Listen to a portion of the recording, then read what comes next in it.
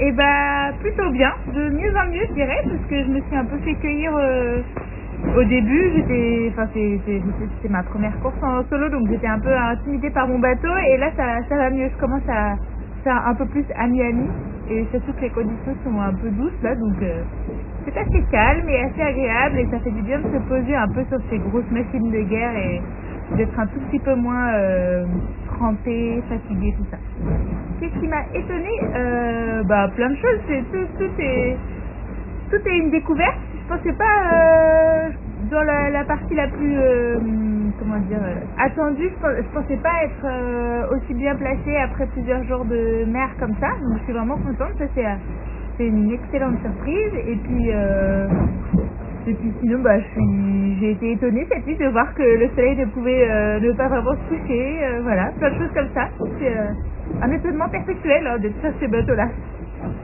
On se met dans des états psychologiques et mentaux. Moi, j'étais vraiment très stressée là en début de course. J'avais du mal à profiter et de voir un peu comment on peut s'enfoncer tout seul dans un état d'esprit un peu où vraiment on est juste dans le fait d'être dur au mal et de pas trop réfléchir pour tenir la cadence et s'occuper d'autre chose que de soi. Et ça c'est toujours assez fascinant de voir ça, et du coup c'est pour ça que là ça fait du bien de relâcher un peu et de faire autre chose, de lire un peu un bouquin, d'écouter de la musique, de regarder dehors, profiter de la mer sans être un peu tendu comme au début quoi.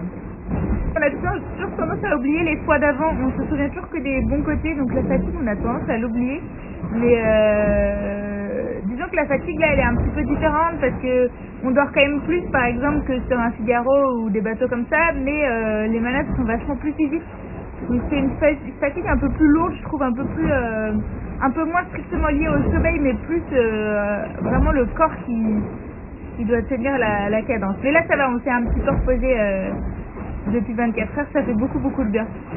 J'avoue qu'au début, franchement, pour être tout à fait honnête, je m'éclatais pas trop. J'étais juste en train d'essayer de tenir mes objectifs et de m'occuper de mon bateau. Mais j'ai pas trouvé ça rigolo parce que j'étais hyper intimidée et voilà. Et donc là, je commence justement à retrouver du plaisir et à me rappeler pourquoi je fais tout ça, et ça fait du bien parce que sinon ça n'a pas vraiment de sens si on y va que pour je ne sais pas pourquoi, pour éteindre son cerveau et tout ça, c'est un peu limité, donc ça fait du bien d'être un peu plus éveillé à la beauté de tout ce qu'on fait. Là les conditions c'est un peu chiant, c'est un peu calme, j'ai vraiment pas beaucoup de vent, en plus il est un peu façonné, du coup on n'avance pas très vite jusqu'à l'objectif, et l'objectif c'est la waypoint UNESCO, donc le point le plus nord de la course, à pas très loin de l'Islande. Et après c'est quasiment retour maison, surtout avec ce nouveau parcours, donc en fait en bateau on a vraiment l'impression de grimper vers le nord et tout comme ça, puis après on va plonger vers le sud, ça va aller tout droit.